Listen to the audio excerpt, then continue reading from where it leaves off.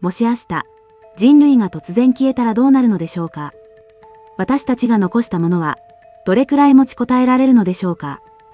そして1億年後に宇宙人が来たとしたら、人類の痕跡を見つけることはできるのでしょうか。まず、人類が消えた直後から見てみましょう。人がいなくなって最初に危機に陥るのは原子力発電所です。冷却システムを維持する人員がいなくなり、数十基の原子炉が加熱し始めます。世界各地で大規模な火災が発生し、製油施設や化学工場が爆発します。人類が築いた巨大な産業システムは、管理者がいなくなった瞬間、自ら崩壊し始めるのです。自然はすぐにその隙間を埋め始めます。数十年が経てば土地に木が生え、動物たちが戻ってきます。数百年が経つと、建物が崩れ始めます。木造建築は数十年で消えます。現代のコンクリート建造物は数百年持ちこたえますが、やがてひび割れが生じて崩壊します。2000年を耐えたローマのコンクリートも、最終的には風化します。エッフェル塔のような鉄骨構造物は錆びて、数百年のうちに崩れ落ちます。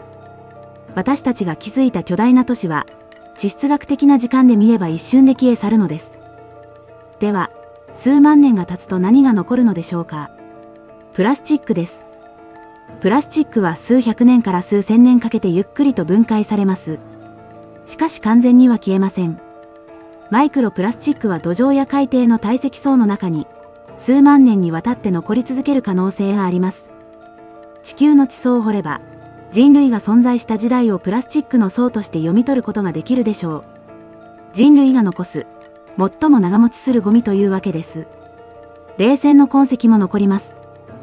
核兵器実験によって大気中に放出されたプルトニウム239。この放射性同位体は、自然の状態では極微量しか存在しません。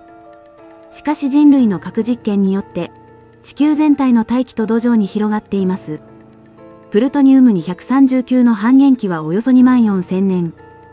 少なくとも25万年以上、人類がいたという科学的な痕跡として残り続けます。数十万年後に宇宙人が地球の土壌を分析すれば、このプルトニウムの層から何か異常なことがあったと気づくことができるでしょう。核廃棄物の貯蔵庫はさらに長く残ります。地下深くに埋められた高レベル放射性廃棄物の一部は、数十万年から数百万年にわたって放射能を保ち続けます。人類はこの廃棄物がどれほど危険かを未来の存在に警告するために、どの言語で書くべきかを今も議論しています。数万年後の存在が、地球の言語を読めるかどうかわからないからです。地球の外にも人類の痕跡があります。1969年、ニール・アームストロングが月面に残した足跡。月には大気も、風も、雨もありません。風化作用が存在しないのです。この足跡は理論上、数千万年から数億年にわたってそのまま残り得ます。アポロ宇宙船の残骸とともに、月は人類の最も長く残る博物館となるでしょう。そして最も長く残り得る痕跡の一つが、化石化した骨です。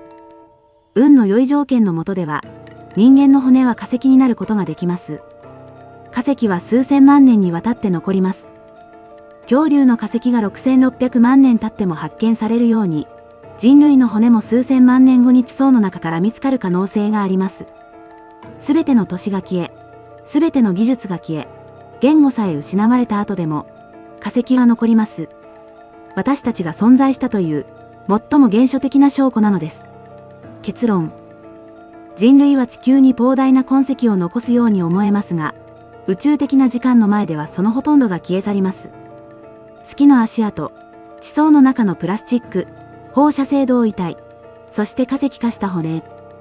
文明は消えても、私たちが存在したという小さな証拠は、数億年にわたって宇宙のどこかに残り続けるのです。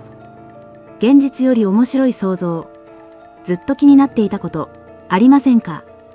コメントで教えてください。次の動画でお答えします。チャンネル登録と高評価、よろしくお願いします。